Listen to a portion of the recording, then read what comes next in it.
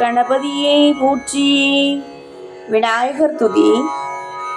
நெஞ்சக்கணகள்ளு நெகிழ்ந்துருக தஞ்சத்தருள் சண்முகனுக்கேல் செஞ்சோர் புனை மாலை சிறந்திடவே பஞ்சக்கர ஆணை பதம் பணிவாம்.